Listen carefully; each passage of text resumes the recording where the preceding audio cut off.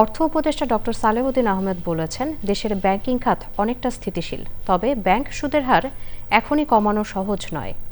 বাংলাদেশ ব্যাংকের সহায়তায় শিক্ষা বিষয়ক সাপ্তাহিক পত্রিকা শিক্ষা বিচিত্রার উদ্যোগে রাজধানীতে ব্যাংকিং অ্যালামনাক গ্রন্থের ৭ম সংস্করণ প্রকাশ অনুষ্ঠানে তিনি আরও বলেছেন, ব্যবসায়ী সহ সব অংশীজনের সহায়তা ছাড়া সরকারের একার পক্ষে মূল্যস্ফীতি কমানো সম্ভব নয়। তবে দেশের অর্থনীতি খুব বেশি স্বস্তিতে নেই মন্তব্য করে নীতিমালা, মনিটরিং ও পরামর্শের ক্ষেত্রে এখনও দুর্বলতা রয়ে গেছে বলে জানিয়েছেন সাবেক তত্ত্বাবধায়ক সরকারের উপদেষ্টা ডক্টর হোসেন জিল্লুর রহমান। অনুষ্ঠানে বাংলাদেশ অ্যাসোসিয়েশন অফ ব্যাংকস BAB'র চেয়ারম্যান আব্দুল হাই সরকার ও বাংলাদেশ ব্যাংকের ডেপুটি গভর্নর নুরুন নাহার সহ ব্যাংকিং খাতের সংশ্লিষ্টরাও ছিলেন। ব্যাংকিং সেক্টরটা মোটামুটি কিন্তু আমরা যেটা ইনহেরিট করি অনেকটা একটু স্টেবল।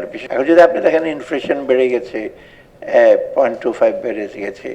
ইনফ্লেশনটা খুব সেন্সিটিভ জিনিস আয়াগিরি, কিন্তু ইনফ্লেশন কিন্তু শুধু monetary policy, bank rate, policy rate বাড়িয়ে কন্ট্রোল করা যায় না, আর সাপ্লাই দিয়ে অনেক সময় কন্ট্রোল। আমি সেখানে সবসময় বলি inflation is a political dimension. Definitely অর্থনৈতিক স্বস্তির জায়গাটায় এক ধরনের বলা যায় যে কোয়েশ্চেন মার্কস রয়ে গেছে। আমরা দেখেছি যে কিছু ব্যক্তিবর্গের বা কিছু গোষ্ঠীর সুবিধার্থে অনেক ধরনের নিয়মকানুন ইত্যাদি তৈরি হচ্ছিল। আশা করি যে এই যে ইমপ্রুভ করাটাও কিন্তু একটা ধারাবাহিকতা ইনশিওর করতে হবে। আমরা এখন করলাম, ভবিষ্যতে আমরা আশা করব এই নর্মসের দিকে একটা সজাগ দৃষ্টি থাকবে ইভেন ইলেক্টেড গভর্নমেন্ট।